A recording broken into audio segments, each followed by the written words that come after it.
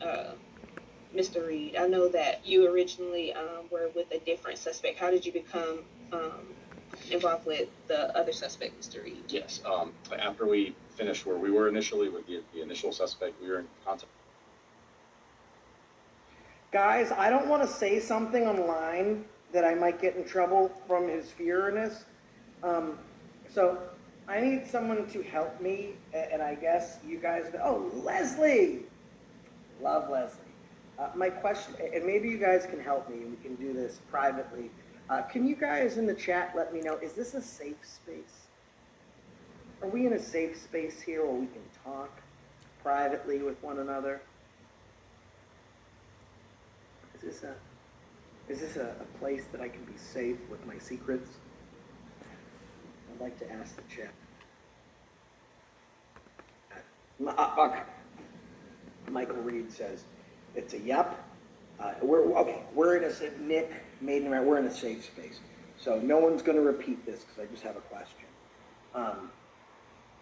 Do you think if this cop was feeling all strip searchy, like, ooh, I'm gonna get somebody today, and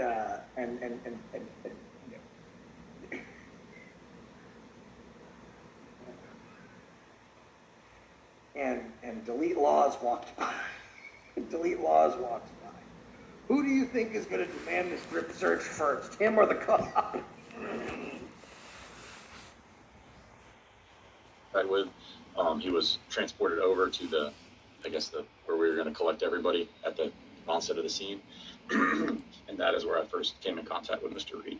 An interesting point about these internal affairs interviews is that the officer is afforded the opportunity to have representation with them. This officer in this case chose not to have representation, and many times officers don't because they want to go in there and say, I'm just going to tell my story. I don't necessarily believe that I did anything wrong, and I don't need representation. I'm not going to say whether you should have representation or not. A lot of times it's a union member, but it's very interesting that this officer chose not to have anyone represent him during the interview. Did you know Reed had already been searched before you made contact with him? I knew at that point, I shouldn't say I know, but I kind of assumed, as we all do, that he had been at least searched for or patted down for weapons. Mm-hmm. As the investigation went on, we realized we hadn't recovered those specific funds, the funds used for the transaction between the initial suspect and Mr. Reed.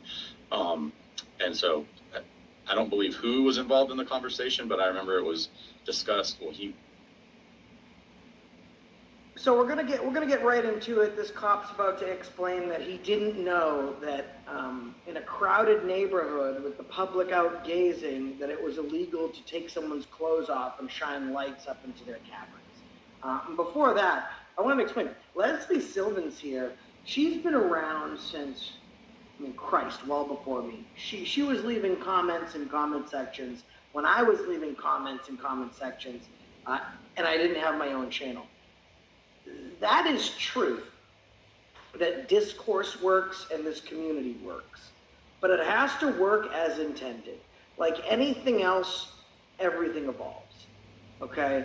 Some people will come into the 1-8 community, they'll leave, they'll come back, and I see names that I remember all the time where I haven't seen them in 7, 8 years, 3 years. What's important to remember is that though the names change, okay, though the channels change, the faces change, the cops change, the different arrests change, the mission stays the same. And the mission is to make sure that our fellow Americans are secure in their constitutional liberties. They're secure in their inalienable rights. Some do it for the wrong reasons, and they're just content creators. Some do it like me, or household names in this community, and have been around for a long time. I'll ebb and flow. I'll have big views, I'll have small views, but I'm not a flash in the pan.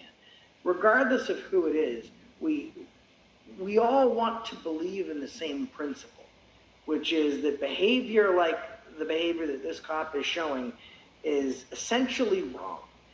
It is wrong on legal levels, moral levels, humane levels.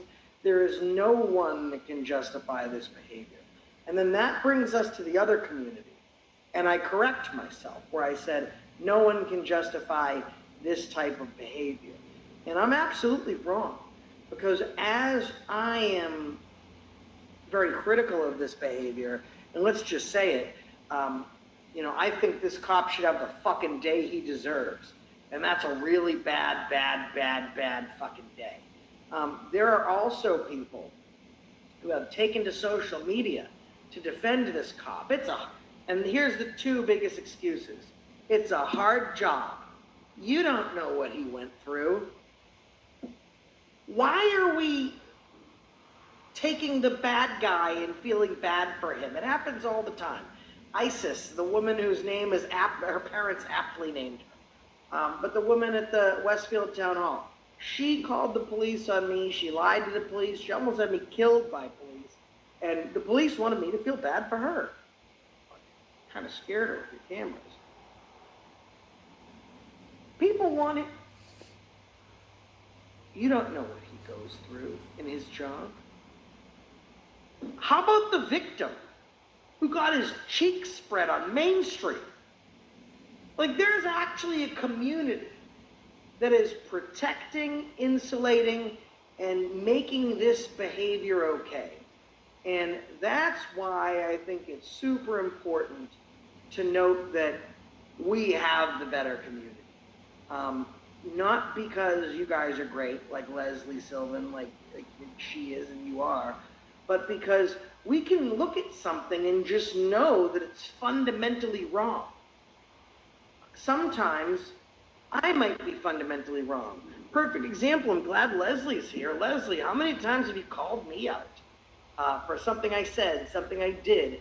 Leslie has never been afraid, nor has my wife been afraid, or my friends been afraid to say, Josh, you missed the cue. We need to fix it. Or, Josh, you got that wrong. John Denicola tells me I'm wrong all the fucking time. The thing is that we have the ability to change our opinion. When you go to the other side, the bootlicker side, police can do no wrong, even when they take somebody's life.